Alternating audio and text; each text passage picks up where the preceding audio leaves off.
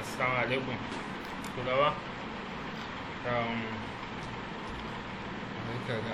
yanzu dai kashi mu shiga site din, kaga yadda yake summary din shi kaza nan shine dashboard ɗinka, ka gani, kaga yadda yake, kaga nan sun ce your balance statistics for the last 30 days gashi nan.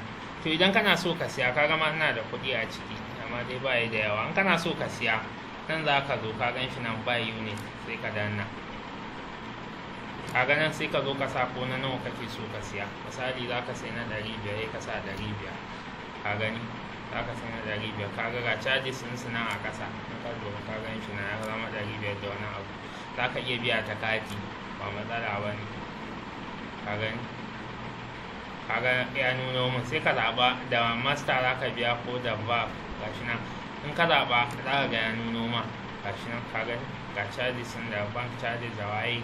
Ka danna continue in kana so, ka gani your payment about to start in a process, waye gashi nan.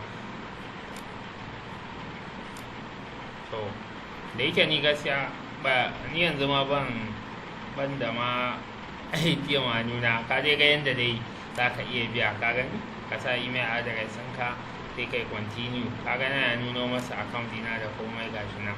Yanda dai ake yin remita ka sani, za ka biya, ba wata damuwa ba ne. So idan ka biya ɗin sai ka dawo, za ka ga ya yi afiyarin a nan, amma zai ɗan daɗe kafin ya afiyarin, saboda yana ɗan ɗaukar lokaci. Shi sa kai da yake ba aiki za ka yi da shi da wuri ba, za ka iya in ka siya ɗin sai ka bar shi, ka gani, we are safe, visa, mastercard, waye. Idan kuma nan baka da ma yanda za ka yi, sai ka zo ka tura ma wani a cikin su nan, ga bankuna nan guda biyu, Ecobank, First Bank, za ka tura ma wani, sai ka deposito name ɗin, ka gani, sai ka sa deposito name ɗin, kai ka sa sunanka a wajen turawa, saboda da shi za su yi identifying cewa kai ne ka tura kuɗin. To in ka gama ɗin, in ka gama siya, za ka zo wajen tura message ɗin, sai ka zo compose ɗin nan, sai ka danna. In ka danna, kaga ya kawo ma. To nan shine wajen da za ka tura wa saƙon. Misali, you are invited, ka dai gane, nan shine za ka yi body message ɗin, za ka rubuta a nan saƙon da kake so ka isar. Nan kuma shine za ka zo ka sa namba, misali 081 39 36 59 56, duk namba an kasa ya kasa kuma 080 46 0654 waye haka, sai ka sa kwama, ka gani zai dinga a nan wajen gashi nan wajen yadda nake zagayawa nan, zai nuna ma yawan kuɗin da za ka ci idan za ka tura mai. har yanzu na sa namba 2, ka lura, namba 1, ka gani, lambobi 2, ka ga naira 5 ne.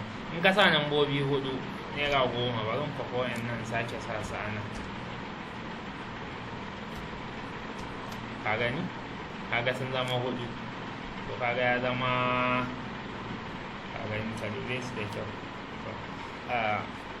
Nan kuma zai nuna ma yawan message ɗin da ka rubuta na nan, shi ma yana cin kuɗi, tsawon shi. Sannan nan zai gaya ma lambobin da kake zubawa, za ka ga yawan lambobin, ka gani. To in ka gama, idan za ka yi saving ne, kai sai danna save, in kuma send ne kawai ka danna send din, zai tafi. Amma shi wannan kawai zai tafi a daidai lokacin da ka tura shi ne, ka fahimta. Idan ka danna save a draft, zai aje ma shi a draft a nan. Yanzu bari mu saving zai shi, kaga na yi saving. Sorry, one of field is empty.